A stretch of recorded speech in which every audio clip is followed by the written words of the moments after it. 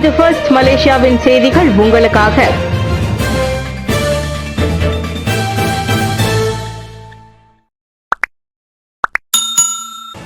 பலூன்கள் வழி கழிவுகளை தென்கொரியாவுக்கு அனுப்பிய வடகொரியா. தென்கொரியாவுக்கு மீண்டும் பலூன்கள் வழி குப்பைகளையும் கழிவுகளையும் வடகொரியா அனுப்பியுள்ளது. சனிக்கிழமை இரவு சுமார் 600 பலூன்கள் தென்கொரியாவுக்கு வந்து சேர்ந்துள்ளதாக அதன் அதிகாரிகள் தெரிவித்திருக்கின்றனர். கடந்த செவ்வாய்க்கிழமை இரவு இதே போன்ற செயலில் வடகொரியா ஈடுபட்டிருந்தது. உரம், சிகரெட் துண்டுகள் மற்றும் பயன்படுத்தப்பட்ட மின்கலன் ஆகிய கழிவு பொருட்கள் அந்த பலூன்களில் கண்டெடுக்கப்பட்டன. ஆனால் அதில் ரசாயன, உயிரியல் மற்றும் கதிரியக்க பொருட்கள் போன்ற ஆபத்தான பொருட்கள் இல்லை என்று ராணுவம் கூறியது. கீழே விழும் பொருட்கள் குறித்து எச்சரிக்கையாக இருக்குமாறும், வடகொரியாவில் இருந்து வந்தவை என்று சந்தேகிக்கப்படும் பொருட்களை தொட வேண்டாம் என்றும் அதிகாரிகள் கேட்டுக் கொண்டிருக்கின்றனர். மேலும் இது போன்ற பொருட்களை கண்டால் ராணுவம் அல்லது போலீசிடம் தெரிவிக்குமாறு ராணுவம் மக்களுக்கு அறிவுறுத்தியது. இச்சம்பவத்தை குறித்து காயங்கள் அல்லது சேதங்கள் குறித்த உடனடி தகவல்கள் வெளியிடவில்லை. ஆற்றை கடக்கும் போது படகு மூழ்கி கிழக்கு ஆப்கானிஸ்தானில் 20 பேர் பலி. கிழக்கு ஆப்கானிஸ்தானில் ஆற்றை கடக்கும் போது படகு ஒன்று மூழ்கியதில் 20 பேர் மாண்டனர். உயிரிழந்தவர்களின் பெண்களும் சிறுவர்களும் அடங்குவர் என்று தாலிபான் அதிகாரிகள் தெரிவித்தனர். மொஹமன் தாரா எனும் மாவட்டத்தில் இச்சம்பவம் நிகழ்ந்தது. அப்படகில் 25 பேர் பயணித்ததாக கூறப்படுகிறது. இதுவரை 5 உடல்கள் மட்டுமே மீட்கப்பட்டுள்ளன. விபத்து நிகழ்ந்த இடத்திற்கு மருத்துவ குழுவும் ஆம்புலன்ஸும் அனுப்பி வைக்கப்பட்டுள்ளன. விபத்துக்கான காரணம் இதுவரை தெரிவிக்கப்படாத நிலையில் மீட்பு படையினர் இதர உடல்களை தேடி வருகின்றனர். இப்பகுதிகளில் வசிப்பவர்கள் கிராமங்களுக்கும் உள்ளூர் சந்தைகளுக்கும் இடையே பயணிக்க உள்நாட்டில் தயாரிக்கப்பட்ட படகுகளை பயன்படுத்துகின்றனர். இந்தியாவின் புதிய அரசாங்கம் மக்களுக்கு அரணாக இருக்க வேண்டும். இந்தியாவின் புதிய அரசாங்கம் மக்களுக்கு சிறந்த முறையில் சேவையாற்ற வேண்டும் என வாக்காளர்கள் கேட்டுக்கொண்டனர். யார் அதிகாரத்திற்கு வந்தாலும் எனக்கு கவலை இல்லை, ஆனால் இந்தியாவில் அமைதியான வாழ்க்கை தேவை என ஷஹீன் பர்வீன் என்பவர் கூறினார். எங்களின் எதிர்கால நன்மைகள் மற்றும் அனைத்தையும் கவனிக்கும் எங்களுடைய சொந்த அரசாங்கத்தை தேர்ந்தெடுப்பதற்கான அதிகாரம் இதுதான். இது முக்கியமானது என்று நான் நினைக்கிறேன் என அனுஷ்கா டே தெரிவித்தார்.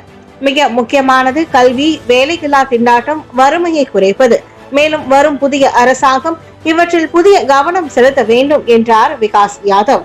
ஏப்ரல் 19ஆம் தேதி தொடங்கி 7 கட்டங்களாக நடத்தப்பட்ட தேர்தலில் 100 கோடி பேர் வாக்களிக்க தகுதி பெற்றிருந்தனர். நேற்றுடன் நிறைவு கண்டது இந்தியாவின் 7ஆம் கட்ட நாடாளுமன்ற தேர்தல்.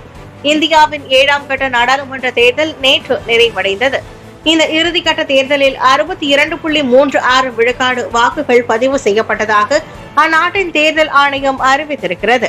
இறுதி கட்டத்தை உள்ளடக்கிய 57 இடங்களுக்கு நேற்று வாக்குப்பதிவு நடைபெற்றது. தேர்தல் நிறைவு பெற உள்ள நிலையில் பிரதமர் திரு நரேந்திர மோடி தலைமையிலான பாஜக ஆட்சி அமைக்கும் என்று பெரும்பாலான உள்ளூர் ஊடகங்கள் கருத்து கணிப்புகளை வெளியிட்டுள்ளன. அருணாச்சல பிரதேசத்தில் மீண்டும் பாஜக ஆட்சி அமைக்க வாய்ப்பு உள்ளதாக கூறப்படுகிறது. தற்போது அம்மாநிலத்தின் 42 இடங்களில் பாஜக முன்னணியில் இருப்பதாக தெரிவிக்கப்பட்டிருக்கிறது. ஏப்ரல் 19ஆம் தேதி தொடங்கி 7 கட்டங்களாக நடத்தப்பட்ட தேர்தலில் 100 கோடி பேர் வாக்களிக்க தகுதி பெற்றிருந்தனர். ஜூன் 4ஆம் தேதி வாக்குகள் எண்ணப்பட்டு அன்றே அதிகாரப்பூர்வ முடிவுகளும் அறிவிக்கப்படும். மாற்றுத்திறனாளியை தாக்கிய மெய்காப்பாளர் ஜொஹூர் இடைக்கால சுல்தானின் உத்தரவுக்கு தொடர்பு அமைச்சு வரவேற்பு. அண்மையில் பிரபல நபரின் மெய்காப்பாளர் ஒருவரால் தாக்கப்பட்டதாக கூறப்படும் மாற்றுத்திறனாளியின் வழக்கை முழுமையாக விசாரிக்க வேண்டும் என்று ஜொஹூர் இடைக்கால சுல்தான் துங்கு மகோதா இஸ்மாயில் வெளியிட்டிருக்கும் உத்தரவை தொடர்பு அமைச்சு ஆதரிக்கிறது. நாட்டில் நடைமுறையில் உள்ள அரசியலமைப்பு கோட்பாடுகள் மற்றும் சட்டங்களுக்கு ஏற்ப இந்நடவடிக்கை அமைந்துள்ளதாக அவ்வமைச்சின் துணை அமைச்சர் தியோனேக் சிங் கூறினார்.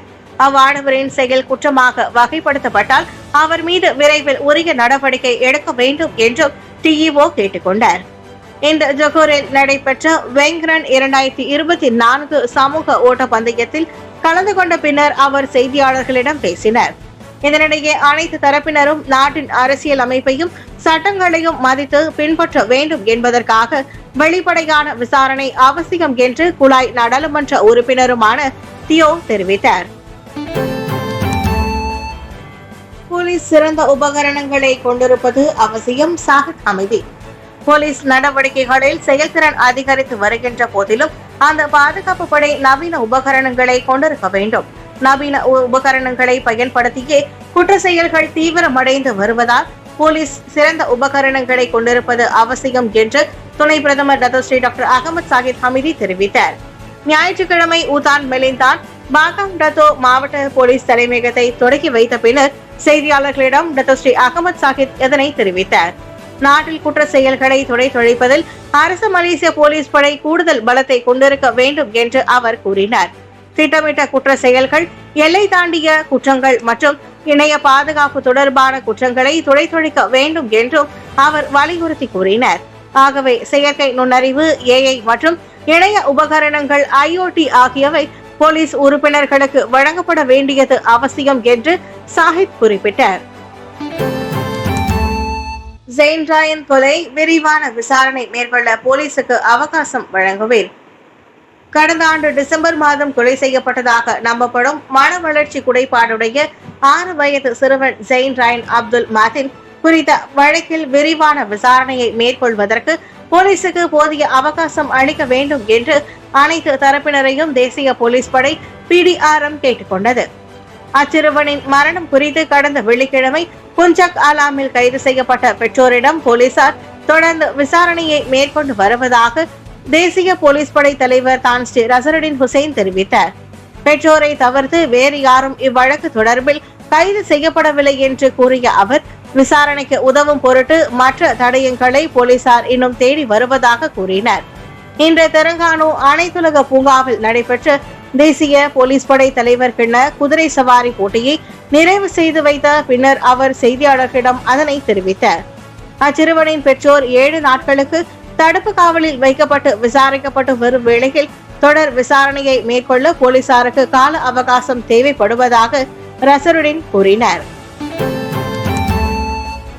தஞ்சோங் மாலிம் ஓய்வெடுக்கும் தளத்தில் 2 ஆடவர்கள் சுட்டு வீழ்த்தப்பட்டனர்.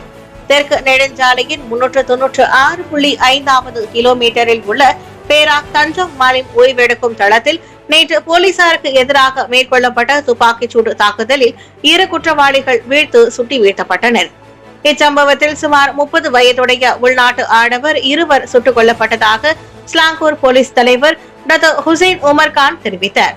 போலீசார் தங்களை பின்பற்ற தொடங்கினர் என்பதை அறிந்து அவ்வாகனத்தில் இருந்த 2 வடக்கு தெற்கு நெடுஞ்சாலையில் வடக்கு நோக்கி தப்பி ஓட முயன்றனர்.